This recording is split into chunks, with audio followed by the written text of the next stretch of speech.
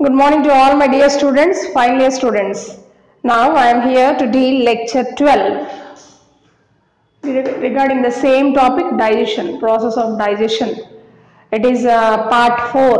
Digestive system nenu 4 parts lo cheppalsi vastundi. Of course, 5th part kuda pattochu cheppalenu.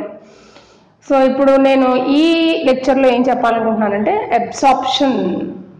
So మనకి ఇప్పుడు 3 ప్రాసెస్లు అయినాయండి, మీరు బాగా గమనించుంటే ఇంజెషన్, డైజెషన్. బాగా వినండి, ఇంజెషన్, డైజెషన్ 2 ప్రాసెస్లు అయినాయి. అంటే మనం ఫుడ్ తీసుకున్నాము, డైజెస్టివ్ సిస్టంలో అది డైజెస్ట్ అయిపోయింది. థర్డ్ పార్ట్ ఏంటంటే అబ్సార్ప్షన్. ఇక్కడ చాలా కీలకమైన విషయం అండి.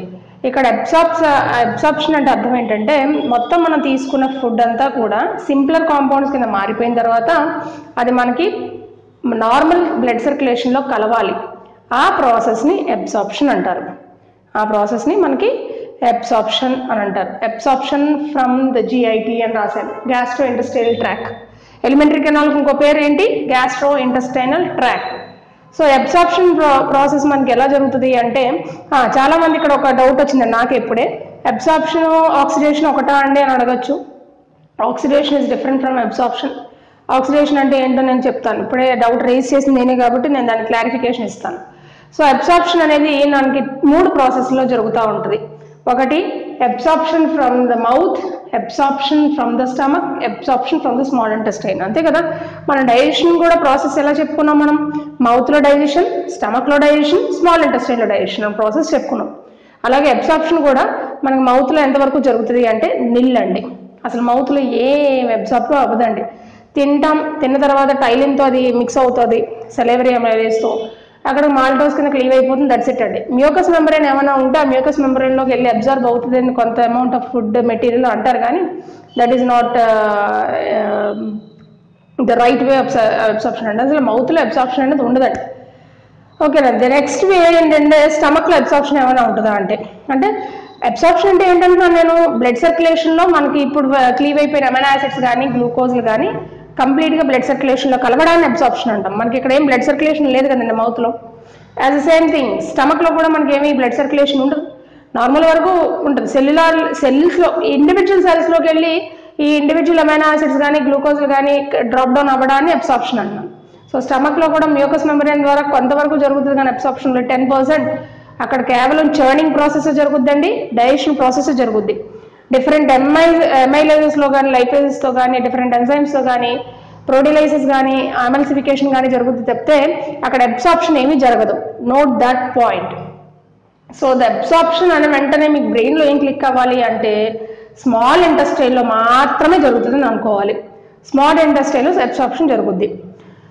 స్మాల్ ఇంటెస్టైన్లో మనకు ఆల్రెడీ నేను లాస్ట్ మీ డయాగ్రామ్లో కనుక ఒకసారి గమనించి ఉంటే విలై ఉంటాయని చెప్పాను. చిన్న చిన్న మ్యూకస్ మెంబ్రెయిన్ లాంటివి విలై ఉంటాయి. విలై అనేది మనకి యూజువల్గా చిన్న బుడుపుల్లా కనిపిస్తూ ఉంటాయి. హెయిరీ లైక్ స్ట్రక్చర్స్ అని కొన్ని టెక్స్ట్ బుక్స్లో రాస్తారండి. ఒక అమ్మాయి అడిగింది, విలై ఆర్ హెయిరీ లైక్ స్ట్రక్చర్సా or they are knobbed structures అని అడిగింది ఆ అమ్మాయి. సో ఎనీవే నువ్వు ఎలా చదువుకున్నా పర్లేదు, దట్ కొన్ని టెక్స్ట్ బుక్స్లో హెయిరీ లైక్ స్ట్రక్చర్స్ అనే ఉంటుంది. 80% ఆఫ్ ద టెక్స్ట్ బుక్స్ నేను చూసాను. అది కోర్స్ నేను ఫాలో అయిన టెక్స్ట్ బుక్స్లో ఇది జస్ట్ చిన్న బుడుపుల్లాగా ఉంటాయి, నాబ్ లైక్ స్ట్రక్చర్స్ అంటే చిన్న చిన్న బుడుపుల్లాగా ఉంటాయి. మొత్తం అంతా కూడా మ్యూకస్ మెంబ్రెయిన్ అంతా కూడా 25 feet కదండి స్మాల్ ఇంటెస్టైన్. అందులో మీకు చిన్న చిన్న నాబ్స్ లాగా ఉంటాయి. విల్లా అనేది అంతా మ్యూకస్ మెంబ్రెయిన్ అండి, అంతా జస్ట్ మనకి పైన తగులుతూ ఉంటుంది గరుగ్గా. ఓకేనండి, దట్ ఈస్ విలై. ఆ విలై ద్వారా మనకి ఇప్పుడు అబ్సార్ప్షన్ జరుగుతూ ఉంటుంది. మళ్ళీ absorption of carbohydrates, absorption of amino acids, absorption of lipids. మనం తీసుకున్న తిండిలో 3 ఇంపార్టెంట్ మ్యాక్రోమాలిక్యూల్స్ కదా తీసుకుంటున్నాం మనం. Macromolecules, not micromolecules. Vitamins minerals గురించి నేను ఇక్కడ మాట్లాడలేదండి, మ్యాక్రో న్యూట్రియంట్స్ గురించి మాట్లాడుతున్నాను. What are macro nutrients, what are micro nutrients అనేది నేను తర్వాత యూనిట్స్లో చెప్తాను. ప్రస్తుతానికి మనం తీసుకున్న ఫుడ్ని 3 మేజర్ పార్ట్స్గా డివైడ్ చేయొచ్చు. ఒకటి కార్బోహైడ్రేట్ డైట్, పిండి పదార్థాలు. రెండోది ప్రోటీనిషియస్ డైట్. తర్వాత థర్డ్ వన్ ఏంటంటే లిపిడ్ డైట్. ఈ 3 డైట్స్ కనుక మనం తీసుకుంటే దాని అబ్సార్ప్షన్ ఎలా జరుగుతుంది అంటే, firstly I will deal with absorption of carbohydrates చెప్తాను. ఇప్పుడు absorption of carbohydrate takes place via the intestinal human. ఈ బొమ్మ ఏంటో అని భయపడిపోకండి. ఇప్పుడు మన ఫుడ్ ఎక్కడ ఉందండి? మొత్తం సక్కస్ సెంట్రికస్తో డైజెస్ట్ అయిపోయిన food, the so called maltase ఎంజైమ్తో మాల్టోస్ కాస్త గ్లూకోజ్ కింద ఇచ్చేస్తుంది, సుక్రోజ్ కూడా గ్లూకోజ్ అండ్ ఫ్రక్టోస్ కింద ఇచ్చేస్తూ ఉంటుంది. So whatever it may be, galactose glucose కింద కన్వర్ట్ అయిపోద్ది, లాక్టోస్ కాస్త లాక్టేజ్ ఎంజైమ్తో. సో ఆ గ్లూకోజ్లు అంతా కూడా ఇప్పుడు మనకి ఏంటంటే ఇంటెస్టైన్లో ఉండిపోయినాయి. ఇలాగే ఉండిపోతాయి మేడం అని ఒక క్వశ్చన్ అడిగింది ఒక అమ్మాయి. దానికి ఇప్పుడు నేను కరెక్ట్ ఆన్సర్ చెప్తున్నాను వినండి. ఇంటెస్టైన్లో ఏ గ్లూకోజ్ మాలిక్యూల్ ఉండదండి. They have to be mixed with the portal circulation. మన మామూలు రక్త ప్రసరణలో కలిసిపోవాలి.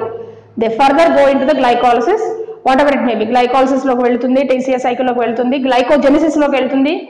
ఓకేనండి, చాలా వేస్ ఉంటాయి. ఫ్యాటీ యాసిడ్ సింథసిస్లోకి వెళ్తుంది. Glucose can also give the synthesis to triglyceride synthesis also.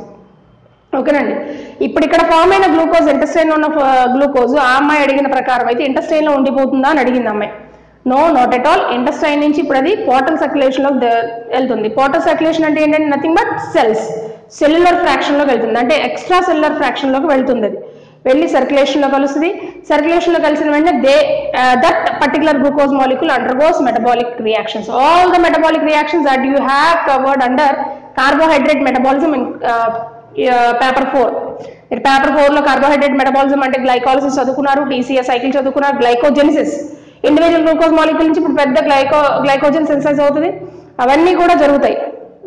లివర్లో main port కింద ఉంటుంది, or whatever it may be. Glycolysis జరగాలి అనుకుంటే ఖచ్చితంగా సైటోజోల్లో జరుగుతుంది. ఎన్ని సైటోజోల్లో, లివర్ సైటోజోల్లో జరగాలని ఏమీ లేదండి. పోర్టల్ సర్క్యులేషన్ ఎక్కడైనా కూడా మనకి గ్లైకాలసిస్ జరుగుతుంది in order to synthesize ATP.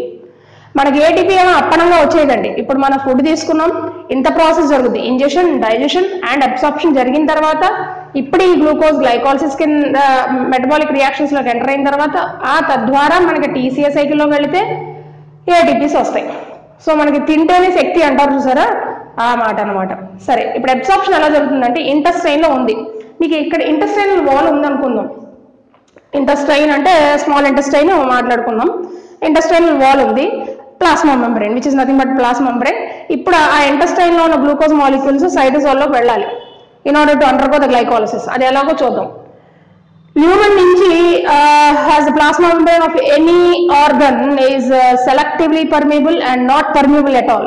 అన్ని త్వరగా బయటికి వెళ్ళిపోలేవండి.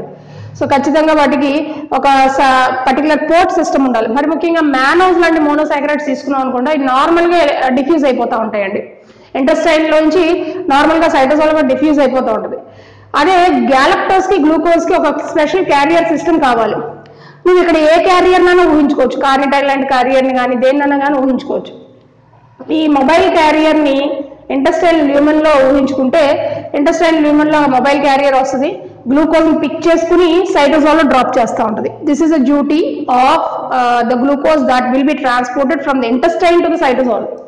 ఓకేనమ్మా, why are the plasma membrane of the intestinal lumen. ఓకేనండి, అయితే ఇక్కడ ఈ మొబైల్ క్యారియర్ గ్లూకోజ్ డైజెషన్ నుంచి వచ్చిన గ్లూకోజ్ క్యారీ చేసేయడానికి అది అలాగా ఇండివిజువల్ గా క్యారీ అవుట్ అవ్వలేదండి. It will require the help of cofactor sodium అండి. సోడియంని యూజ్ చేసుకుని ఇండివిజువల్ గ్లూకోజ్ని బైండ్ చేసుకుంటుంది. అంటే ఈ మొబైల్ క్యారియర్ గ్లూకోజ్ని బైండ్ చేసుకుంటుంది, సోడియంని బైండ్ చేసుకుని ఈ మొబైల్ క్యారియర్ మొత్తం సోడియం గ్లూకోజ్తో సహా మనకి ప్లాస్మా మెంబ్రెయిన్ నుంచి దాటి సైటోజోల్లోకి వెళ్తుంది. అలాగే ఒక గ్లూకోజ్ మాలిక్యూల్ డ్రాప్ డౌన్ చేసేస్తుంది సైటోజోల్లో. నెక్స్ట్ మళ్ళీ అదే మొబైల్ క్యారియర్ బ్యాక్ వస్తుంది, వచ్చి మళ్ళీ ఇంకో గ్లూకోజ్ మాలిక్యూల్ పిక్ చేసుకుంటుంది, సోడియం అయాన్ పిక్ చేసుకుంటుంది, వెంటనే మళ్ళీ వెళ్ళి ఇంకో గ్లూకోజ్ మాలిక్యూల్ డ్రాప్ చేస్తుంది. మళ్ళీ అదే మొబైల్ క్యారియర్ వెనక్కి వస్తుంది, ఇంకో గ్లూకోజ్ మాలిక్యూల్ క్యారీ చేస్తుంది, సోడియం అయాన్ హెల్ప్ తీసుకుంటుంది, again it goes back to the cytosol and drop down into the cytosol. Individually glucose molecules మీకు డైజెషన్ ప్రాసెస్ లో ఎన్ని గ్లూకోజ్ మాలిక్యూల్స్ అయితే ఫామ్ అయినాయో మనకి సక్కసెంట్రికస్ ద్వారా అన్ని గ్లూకోజ్ మాలిక్యూల్స్ మనకి ఇండివిజువల్ గా సైటోజోల్లోకి ఒక తర్వాత ఒకటి వెళ్తా ఉంటుంది. For every turn one glucose molecule with one molecule of sodium will be transported down the concentration gradient. Notes లో డౌన్ ద కాన్సన్ట్రేషన్ గ్రేడియంట్ అని రాశానండి. దాన్ని ఏదో పెద్ద పదం అనేసుకోకండి. సోడియం ఎక్కడ ఉంటుందండి అసలు?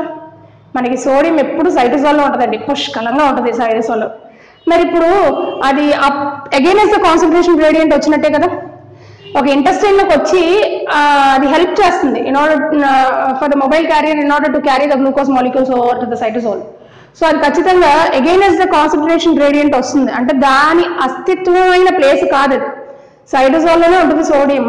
ఆ సోడియం కాస్త మనకి వెనక్కి వచ్చి ఇంటెస్టైన్లో ఉన్న మొబైల్ క్యారియర్ హెల్ప్ చేసి గ్లూకోజ్ మాలిక్యూల్స్ని ట్రాన్స్ఫర్ చేస్తుంది కాబట్టి అగైనెస్ట్ ద కాన్సన్ట్రేషన్ గ్రేడియంట్ అని రాశాను నోట్స్లో. అదేదో ఫీల్ అయిపోకండి, ఒక్కసారి ఈ మాట బాగా వినండి. డ్రాప్ చేసేసిన తర్వాత అది డౌన్ ద కాన్సన్ట్రేషన్ గ్రేడియంట్ అని రాశాను, అంతే కదా. దాని అస్తిత్వం దాని ప్లేస్లోకి అది వెళ్ళిపోయింది, సోడియం అయాన్ దాని ప్లేస్లోకి అది వెళ్ళిపోయింది. మళ్ళీ అది వెనక్కి రావాలంటే it requires ATP hydrolysis. Sodium ion సైటోజోల్లో ఉన్న సోడియం అయాన్ ల్యూమెన్లోకి వచ్చేయడానికి అదేమి అలా వచ్చేదండి. ఎందుకంటే ఖచ్చితంగా plasma membrane is selectively permeable to each and every molecule. Even ప్రోటాన్కి సోడియం అయాన్స్ కానీ గ్లూకోజ్ కానీ అన్నిటికీ సెలెక్టివ్లీ పర్మియబుల్ అన్నప్పుడు sodium ions also requires some amount of energy which is donated by the ATP hydrolysis. ATP plus Pi నుంచి 7.3 calories of energy వస్తుంది. ఆ ఎనర్జీని use చేసుకుని సోడియం వెనక్కి వస్తుంది in order to help the mobile carrier to pick the glucose molecules that are the byproducts of the digestion. Hope so you understand my point. ఇక్కడికి వచ్చిన తర్వాత సోడియం అయాన్ గ్లూకోజ్ మాలిక్యూల్తో కలిసి మళ్ళీ మొబైల్ క్యారియర్తో సహా వెళ్ళి దాన్ని డ్రాప్ చేసుకుంటూ వస్తుంది. మళ్ళీ మొబైల్ క్యారియర్ వెనక్కి వస్తుంది, సోడియం అయాన్స్ అన్నీ కూడా మళ్ళీ వెనక్కి వస్తాయి, గ్లూకోజ్ మాలిక్యూల్స్ పిక్ చేసుకుంటూ ఉంటాయి. Hope so you are very familiar with this class. నేను అర్థమయ్యేనట్టే చెప్పాను నేను అనుకుంటున్నాను. అండ్ ప్లాస్మా మెంబ్రేన్ అంటే ఇంత లావుగా గీసేసారు మేడం, ఇంత లావుగా ఉంటుందని అనుకోవద్దండి. Plasma membrane is always a thin wall. ఒక ఇంటెస్టైన్కి ప్లాస్మా మెంబ్రేన్ అంటే ఒక థిన్ వాల్ ఉంటుంది. ఇది ఇంటెస్టైన్, దీని మీద విల్లై ఉంటాయి. నేను ఇక్కడ ఏం చేశానంటే ఇక్కడున్న గ్లూకోజ్ మాలిక్యూల్ ఇక్కడ బయటికి వెళ్తుంది అని చెప్పాను నేను. అంటే ఈ ఒక్క లైన్ని ఇంత బ్రాడ్గా గీసాను అంతే అర్థం అవ్వడానికి. అంటే ఇక్కడ నేను ఏటీపీ మాలిక్యూల్స్ వేసుకోవాలి, ఇక్కడ నేను సోడియం పంప్ అని రాసుకోవాలి. So this is a right diagram అండి. ఈ సోడియం పంప్ అని ఇలాగా సరిగా డయాగ్రామ్లో లేదు, I'm very sorry for that. నేను మీ మెటీరియల్లో ఇచ్చిన డయాగ్రామ్ అనేది నాకైతే అప్ టు ద మార్క్ ఉన్నట్టుగా అనిపించలేదు. అప్పుడు ఆ సిచ్యువేషన్లో క్లాసెస్ స్టార్ట్ అవ్వాలి అన్నప్పుడు నోట్స్లు ఇవ్వాలి అనే ఇదిలో డయాగ్రామ్స్ ఒకసారి నేను ఓవర్లుక్ అయినట్టున్నాను. కానీ ఆ డయాగ్రామ్ కాకుండా ఇప్పుడు ఈ డయాగ్రామ్ అక్కడ ఒక వైట్ పేపర్ ఏదో ఒకటి పేస్ట్ చేసి ఈ డయాగ్రామ్ వేసుకోండి. నేను దీని పిక్ కూడా పంపిస్తాను నేను. This is the correct way. Arrow marks బాగా గమనించుకోండి. మీ ఇష్టం వచ్చినట్టు యారోస్ వేసేయకండి, ఇటు అటు అటు ఇటు. మొబైల్ క్యారియర్ వెళ్ళింది, మళ్ళీ మొబైల్ క్యారియర్ వెనక్కి వచ్చింది, సోడియం అయాన్స్ వస్తున్నాయి, ఇక్కడ రిలీజ్ అవుతున్న సోడియం అయాన్స్ వస్తున్నాయి. గ్లూకోజ్లు అలాగే ఉండిపోయినాయి సైటోసోల్లో విచ్ అండర్గోస్ గ్లైకాలసిస్. ఓకేనండి, this is clear for you. So let me say something about absorption of amino acids. మనకి సెకండ్ క్లాస్ ఏంటి అంటే absorption of amino acids.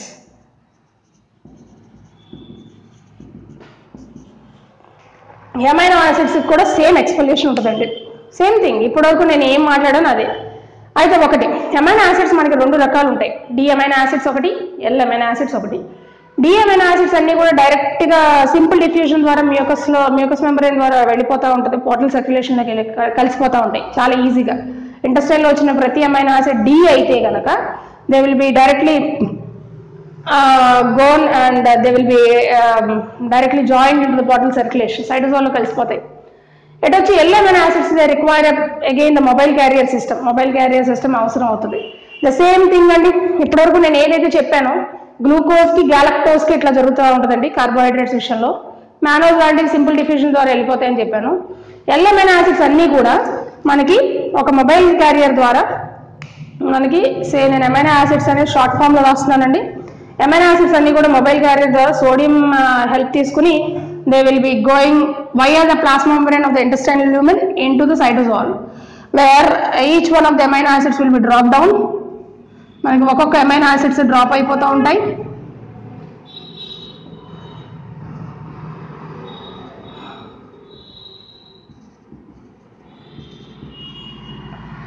As అంటే అమైనో యాసిడ్స్ అండి, నేను రాయట్లేదు పూర్తిగా. ఓకేనండి, అమైనో యాసిడ్ అనేది డైజెషన్ ప్రాసెస్లో ఉన్న ప్రోటీన్ డైజెషన్లో వచ్చే అన్ని కూడా పెప్సిన్ ద్వారా ట్రిప్సిన్ ద్వారా వచ్చిన అన్ని ప్రోటీలైటిక్ ఎంజైమ్స్ ద్వారా వచ్చిన ప్రోటీన్ నుంచి వచ్చే అమైనో యాసిడ్స్ అన్నీ కూడా ఇప్పుడు మన మొబైల్ క్యారియర్తో sodium transport system same thing అని ఇండివిజువల్గా డ్రాప్ డౌన్ అవుతాయి, మళ్ళీ మొబైల్ క్యారియర్ బయటకు వస్తూ ఉంటుంది. ఈ సోడియం అనేది మనకి అగైనెస్ట్ ద కాన్సన్ట్రేషన్ గ్రేడియంట్ వెనక్కి రావాలి ఇంటెస్టైనల్ ల్యూమెన్లో కంటే మళ్ళీ ఏటీపీ హైడ్రాలసిస్ అవసరం అవుతాయి. హవెవర్ అమైనో యాసిడ్స్ ఇలా ట్రాన్స్పోర్ట్ అవ్వాలి అనుకుంటే వైటమిన్ B6 అనేది యూజ్ అవుతుందండి. వైటమిన్ B6ని ఏమంటామండి మనం? పెరిడాక్సిల్ ఫాస్ఫేట్. ఇది కోఫాక్టర్ కింద యూజ్ అవుతూ ఉంటుందండి, కోఎంజైమ్ కింద యూజ్ అవుతూ ఉంటుంది. ఈ కోఎంజైమ్ యూజ్ చేసుకుని అమైనో యాసిడ్స్ అన్ని మొబైల్ క్యారియర్ని అంటుకుని సోడియంతో, అంటే సోడియం ఒక్కటే సరిపోదండి, అమైనో యాసిడ్ సోడియం ఒక్కటే తీసుకుని సైటోజోల్లో డ్రాప్ డౌన్ అవ్వదు. It requires a coenzyme also. ఆ కోఎంజైమ్తో వైటమిన్ B6తో కలిసి అమైనో యాసిడ్స్ అన్ని డౌన్ ద కాన్సన్ట్రేషన్ గ్రేడియంట్, అంటే సైటోజోల్లోకి వెళ్ళి డ్రాప్ డౌన్ అవుతూ ఉంటాయి. ఈచ్ ఇండివిజువల్ అమైనో యాసిడ్స్ మళ్ళీ they will undergo protein synthesis.